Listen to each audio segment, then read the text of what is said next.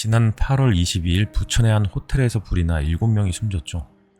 사고 당시 화재가 시작된 층에 다른 호실에 있던 투숙객 2명이 소방이 전개한 에어매트로 뛰어내렸습니다. 하지만 안타깝게도 숨을 거뒀습니다. 화재 이후 새롭게 밝혀진 사실이 있었죠. 바로 간이 완강기들이 로프 길이가 층수와 맞지 않거나 김치통에 보관되어 있는 등 관리 상태가 엉망이었다는 거였습니다. 더 심각한 문제는 소방이 실시한 여러 차례 점검과 민간의 점검에서도 이런 문제가 걸러지지 못했다는 겁니다. 지난 2019년부터 최근까지 민간 업체가 실시한 소방시설 자체 점검은 9번에 달했습니다. 이 모든 점검에서 간이완강기 문제는 지적되지 않았죠. 날림 점검이라는 지적이 나왔습니다. 소방방재신문이 이런 내용을 보도하자 소방시설 점검업에 종사하는 관계자들이 고충을 호소했습니다. 숙박시설 점검이 말처럼 그리 쉽지 않다는 게 요지였어요. 이들은 왜 그렇게 숙박시설 점검이 어렵다고 말하는 걸까요? 그래서 숙박시설 점검에 동행해보기로 했습니다. 경기도의 한 모텔촌입니다. 골목을 사이에 두고 양쪽 건물에는 다양한 숙박시설이 들어서 있는데요. 소방점검업체 직원이 호텔에 들어서며 프론트를 지키는 관계자에게 묻습니다. 왔어? 혹시 저기 오늘 그 세대 안에 객실 들어갈 데 있나요? 들어갈 수 있는데? 여기 준비해 주시고. 근데 500치고 말고 다른 것도 다. 앞서 어떤 방에 소방시설을 고쳤었는데 객실 점검을 또 해야 하냐는 질문이었습니다. 그 교체한 거고요. 점검하는 안에 들어가잖아요. 소방업체 관계자가 설명을 합니다. 오늘이 전체 검사하는 거야. 민간의 소방시설 자체 점검은 건물 규모에 따라 최소 1년에 한 번씩 또는 2번씩 의무적으로 진행됩니다. 이 호텔은 규모가 작아 한 해 한 번만 받고 있어요. 민간 전문업체가 실시하는 자체 점검에는 법규에 따라 최소 3명 이상의 인력이 투입됩니다. 소방시설 관리사 자격을 갖춘 주인력 1명, 점검을 보조하는 인력 2명이 한 조를 이룹니다. 호텔 점검이 시작되자 관계자 중 1명은 화재 수신기 앞에, 다른 인력들은 객실로 향했습니다. 모텔 관계자가 무언가 적힌 종이 한 장을 이들에게 건넵니다. 이 종이에는 들어가도 되는 객실의 숫자들이 나열되어 있었는데요. 점검을 진행한 모텔은 한 층에 최대 11개의 객실이 있는 4층짜리 건물이었습니다. 대부분의 숙박시설은 숫자 4를 쓰지 않죠. 그래서 가장 위층은 500호대로 표기가 되어 있었습니다. 2층부터 점검을 시작했습니다. 점검자들이 객실에 들어가기 전 초인종을 여러 번 누릅니다. 누가 있는지를 살피는 겁니다. 인기척이 없자 마스터키로 문을 열었습니다.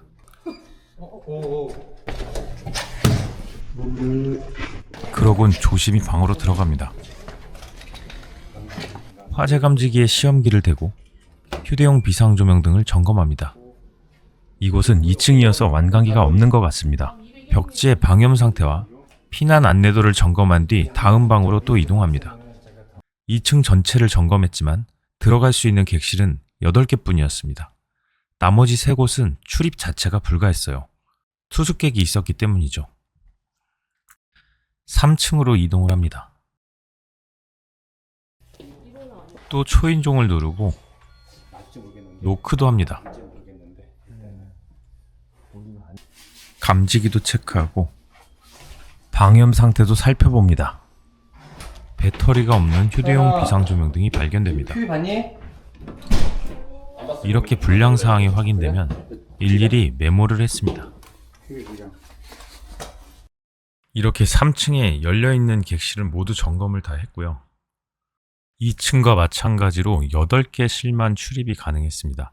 나머지 3개 실은 아예 들어갈 수가 없었어요. 마지막 최상층인 5층으로 이동을 했습니다.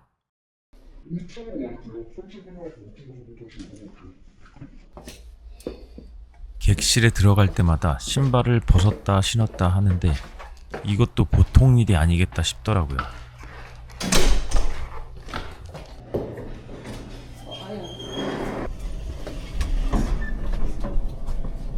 이동하면서 초인종을 누르고 노크를 계속하는 이유를 물어봤어요. 혹시나 안에 사람이 있을까봐 그냥 막 돌리는 수 없는데. 과거 점검을 해도 되는 방이라고 해서 문을 열었다가 사람이 있어 곤란했던 경험이 있다고 하더라고요. 점검을 해야 될 층에 이렇게 올라와서도 들어갈 수 있는 객실 번호를 계속 체크했습니다.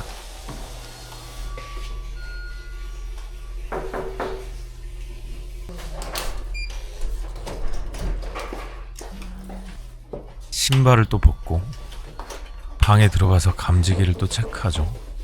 모르는 분들이 있을까봐 설명을 좀 드리면 여기에는 열 감지기가 설치되어 있어요. 이 열 감지기에 저런 점검 기구를 가져다 대면 기구에서 열이 발생해서 감지기가 정상으로 작동하는지 체크가 되는 겁니다. 자세히 보면 감지기에 빨간 불이 들어오죠. 이게 감지기가 동작했다는 표시입니다. 사실 지금의 숙박시설들은 화재 감지가 빠른 연기 감지기를 씁니다. 이곳에 열 감지기가 있는 건 역시 과거에 허가받은 시설이기 때문입니다. 참고로 연기 감지기와 열 감지기는 화재 감지 속도가 7분이나 차이 날 정도로 큽니다. 그만큼 열 감지기는 안전성이 떨어진다는 얘기죠. 감지기는 차치하고 이상하게도 층수가 5층인데 완강기 설치되어 있는 곳이 없더라고요. 그래서 물어봤습니다. 이게 옛날 건물이거든요. 네. 그래서 이게 미안한 아이볼트 이걸 떠났거든. 쓸 거니까는 어차피 있어도 추가서 단 것일 뿐이고. 허가받을 때 자체에 완강기 아예 없이 받은 거예요, 그러면? 네, 이 건물 오래돼가지고. 이 숙박시설이 처음 허가를 받은 건 1987년 11월이랍니다. 그래서 완강기를 설치할 의무가 아예 없답니다. 물론 그 이후 인테리어도 여러 번 됐을 텐데 객실 내에는 완강기가 없는 거죠. 이렇더라도 위법이 아닌 거예요. 점검자분들 말에 의하면 소규모 숙박시설까지 완강기가 의무화된 건 1990년대부터라고 합니다. 90년대 이전이라. 큰 화재가 나면 과거 지어진 건물이라 소방시설이 없었다는 문제가 늘 나오잖아요. 이게 현실인 거죠. 화재가 발생하면 결국 오래된 건물은 현재 소방법에 맞는 소방안전시설이 없어 위험에 노출되는 겁니다. 1층을 점검할 때에는 공사 중인 방도 있더라고요. 이런 데는 아예 들어갈 수가 없었습니다. 공사 중이신가요? 숙박업소 업주 입장에서는 이런 점검 인력들이 그저 불청객일 뿐입니다. 프라이버시가 지켜지길 원하는 투숙객들과 장사를 해야 하는 업주. 그 사이를 소방 점검을 한답시고 돌아다니니 반가울 리가 없습니다. 죄송합니다. 이렇게 꽤 오랜 시간 점검을 했지만 모든 객실을 살펴보지는 못했습니다. 결과적으로 41개의 객실이 있었는데 점검을 한 곳은 27곳에 불과했습니다. 비율로 따지면 한 65.8%, 나머지 35% 정도는 점검을 하지 못한 겁니다. 냉정하게 따져보면 이런 객실에 설치된 소방시설이 만약 고장났거나 이상이 있다면 화재 시 재구시를 못하겠죠. 또 그런 문제가 화재 시 드러난다면 고스란히 점검부실이라는 논란에 휩싸일 겁니다.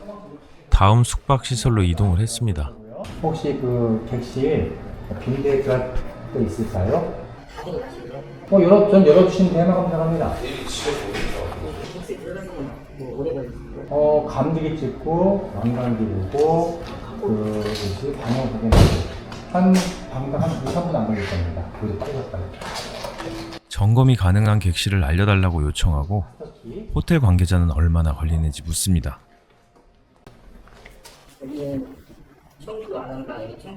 뭐 관계 없는데도 소방서를 보는 거라서. 이렇게 또 출입이 가능한 객실을 적어줬습니다. 먼저 화재 수신기의 상태를 확인하고 점검 준비를 마칩니다. 화재 수신기는 감지기에서 신호가 들어오면 경보를 발해주는 컨트롤 타워 역할을 수행합니다. 소방시설 중 가장 중요한 두뇌 역할을 하는 거죠. 자, 올라가실까요? 사용 승인일 눌러줘. 사용 승인일. 이제 본격적인 객실 점검을 시작합니다.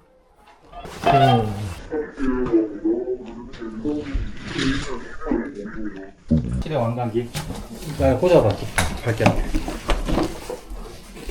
하게 되면은 이렇게 2015년식 15m. 이게 5층이니까 4층이 없어요. 15m. 저기 아이볼트 있고요. 상태는 양호해요. 상태 양호하고 부실한 상태 없고 불 빠진 거 없고. 네. 그리고 이 호텔 객실에는 일회용인 간이완강기가 하나씩밖에 없었는데요. 현행법에선 각 객실에 2개 이상을 설치해야 합니다. 하지만 역시 과거에 허가받은 곳이라 법적으로 문제가 되진 않아요.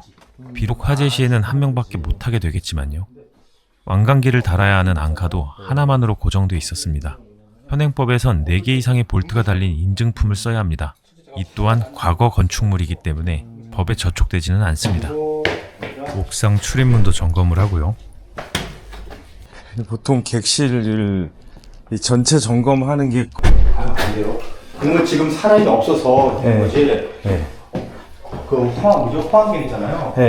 열리는 거 전혀 없어요. 해봤자 여기 임직원 숙소 정도고요. 이 호텔의 경우 5층은 한 개실에 들어가지 못했고 2층과 3층은 각각 3개실의 소방시설을 점검하지 못했습니다. 총 28개 객실 중 8개를 둘러보지 못한 겁니다. 72%만 점검한 셈이네요.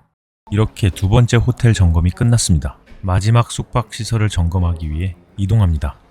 세 번째 점검한 호텔은 장사가 안 됐는지 한 개의 객실을 제외하곤 모두 볼 수 있게 해줬습니다. 들어갈 수 있는 거예요? 207호 이외에는 다 들어갈 수 있어요. 207호 뼈 다 갈 수 있단다?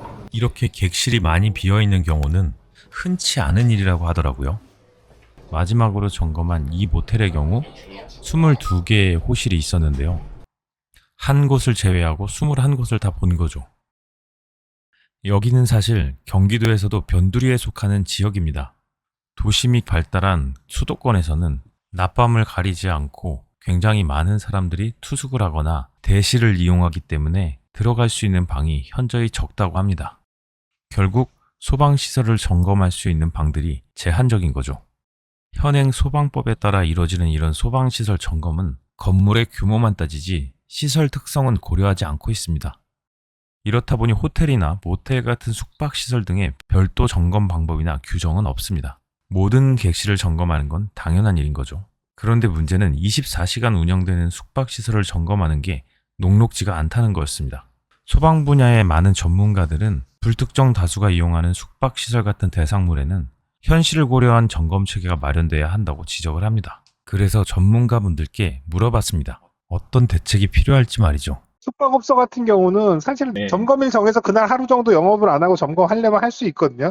하려고 하면은. 그렇게라도 하려면 할 수는 있는 거죠. 강제로 해도. 그러니까 차라리 점검일을 지정해서 점검일 날은 늘 영업하지 말아라. 그러면 또 이제 근데 말은 많겠죠. 영업을 안 하기 싫으면 예를 들면 뭐 오늘은 절반 정도만 또 이제 내일은 한 이틀 정도에서 이렇게 나눠서도 할 수 있고 사실 여기는 조절할 수가 있으니까 이거는 사실 하려면은 얼마든지는 할 수는 있는데 현장에서 이제 그런 불만들을 이제 소방에서 감당하기가 싫으니까 숙박시설은 불나면 사람 많이 죽으니까 달려있는 시설들이나 설치되어 있는 시설들에도 잘 관리하는 부분들은 분명히 필요하거든요. 그리고 어차피 돈을 영업을 위해서 하는 거기 때문에 조금 더 다른 대상보다는 적극적으로 점검을 하게끔 하는 방법들은 주들은 싫어하겠지만 뭐 사회적으로는 충분히 그런 부분들을 수용할 수 있을 것 같거든요. 객실에 대한 부분들 안전을 담보로 해서 숙박업을 하는 거기 때문에 조금 더 적극적으로 좀 하게끔 하는 것들은 필요할 수도 있다 생각은 돼요.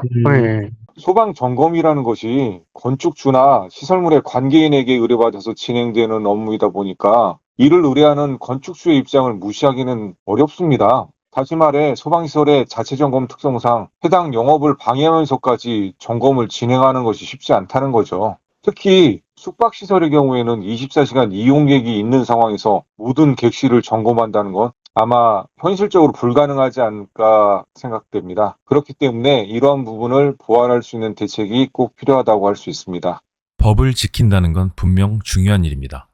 하지만 현실과 맞지 않는 법을 강제로 지키라고 한다면 얼마나 지켜질 수 있을까요? 편법과 탈법만 양산하게 될 뿐입니다. FPN 최영 기자입니다.